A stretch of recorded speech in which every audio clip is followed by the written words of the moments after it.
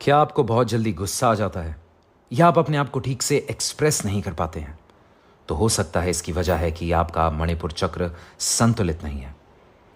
चक्र शरीर में ऊर्जा के साथ पहिए हैं जो आपकी रीढ़ के आधार से शुरू होकर सिर के शीर्ष तक जाते हैं।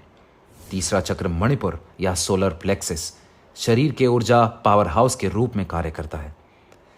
इस वीडियो में हम सोलर प्लेक्सिस चक्र की बारीकियों के बारे में जानेंगे। ये क्या है, इसे कैसे पहचाना जाए कि यह अवरुद्ध है, और अपनी ऊर्जा को एक बार फिर से स्वतंत्र रूप से प्रवाहित करने के लिए इसे साफ या संतुलन बनाने के आसान तरीके। जब हम स्वादिष्ठान के निषेधात्मक पक्षों पर विजय प्राप्त कर लेते हैं, तब हमारी चेतना मणिपुर चक्र में पहुंच जाती है। मणिपुर का अर्थ है रत्न या गहनों का स्थान। इसमें अनेक बहुमूल्य मणियां हैं, जैसे स्पष्टता, आत्मविश्वास, आनंद, आत्म भरोसा, ज्ञान, बुद्धि और सही निर्णय लेने की योग्यता जैसे गुण। सौरजाल चक्र का स्थान नाभि से 4 उंगल ऊपर रिब केज के ठीक नीचे है। इस चक्र का तत्व अग्नि है।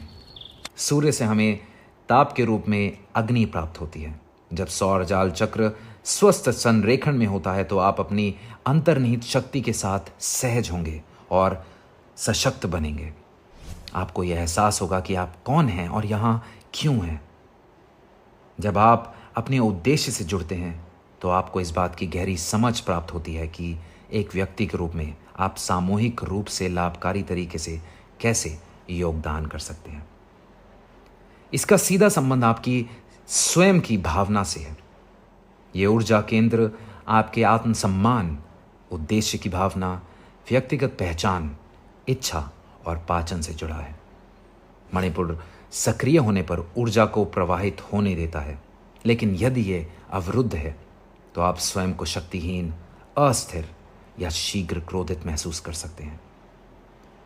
जब मणिपुर चक्र अवरुद्ध या असंतुलित हो जाता है तो पाचन संबंधी समस्याएं उत्पन्न करता है, जैसे कब्ज, इरिटेबल बाउल सिंड्रोम, जो भी खाना खाएं ना लगना, अत्यधिक वजन बढ़ना, पाचन में खराबियां, इसके अलावा मधुमेह और हाई या लो ब्लड प्रेशर जैसी बीमारियां हो सकती हैं। सोलर प्लेक्सिस चक्र में रुकावट भावनात्मक समस्याएं पैदा कर सकता है, जैसे चिड़चिड़ापन, आसानी से किसी पर भी विश्वास ना करना, आत्मविश्वास की कमी, विक्टिम जैसा माइंडसेट, कठोर और नियंत्रित व्यवहार, ओवर पॉसेसिव होना आदि। जैसे ही आप सौरजाल चक्र को बैलेंस करने के लिए काम करते हैं, आप फंसी हुई ऊर्जा को शरीर के माध्यम से अधिक स्वतंत्र रूप से स्थानांतरित करने की अनुमति देते हैं। उद्देश्य की एक उच्च भावना पैदा करेंगे और आपको अपनी व्यक्तिगत पहचान को बेहतर ढंग से समझने की अनुमति देंगे।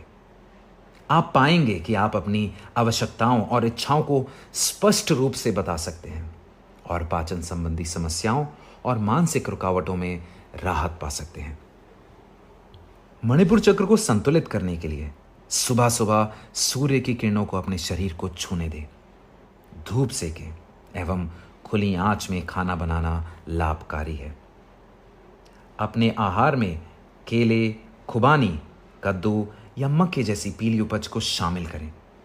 इस चक्र से होने वाली पाचन संबंधी समस्याओं को ठीक करने के लिए अपने कोर को मजबूत करने वाले योगासनों पर जोर दें, जैसे कि वीरभद्र आसन, नौकासन, उत्तान पादासन, सेतुबंध आसन, पवन मुक्त आदि।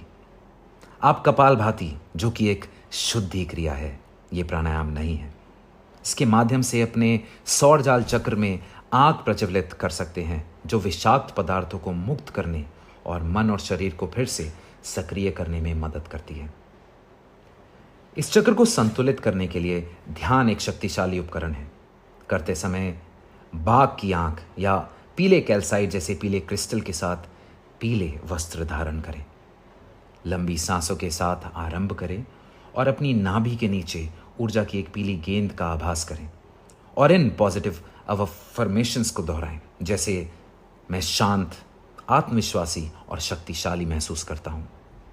मैं अपने उद्देश्य को आगे बढ़ाने के लिए प्रेरित हूं। मैं महत्वाकांक्षी और सक्षम हूं। मैं पिछली की हुई गलतियों के लिए खुद को माफ करता हूं और उनसे सीखता हूं। मैं अपने जीवन में सकारात्मक बदलाव ला सकता हूं। और इसके साथ ही इसके मूल मंत्र रम का उच्चारण कर सकते हैं। रम का उच्चारण आप ओम की तरह 21 बार करें, जिससे आपको परम शांति मिलेगी और इसे संतुलित करने में सहायता मिलेगी। बहुत जल्दी हम सभी चक्रों के मूल मंत्र के उच्चारण के साथ ध्यान करने के वीडियोस बनाएंगे, ताकि आप सभी को समझ आ सके कि इन मंत्रों का जाप कैसे करना है। अगर आपके कुछ सवाल हैं तो आप हमें कमेंट करके या इंस्टाग्राम पर पूछ सकते हैं। अगले वीडियो में हम जानेंगे बहुत ही इंपॉर्टेंट अनाहत चक्र के बारे में, जिसके लिए देखते रहिए भास्कर योगाचार्य। जय श्री राम।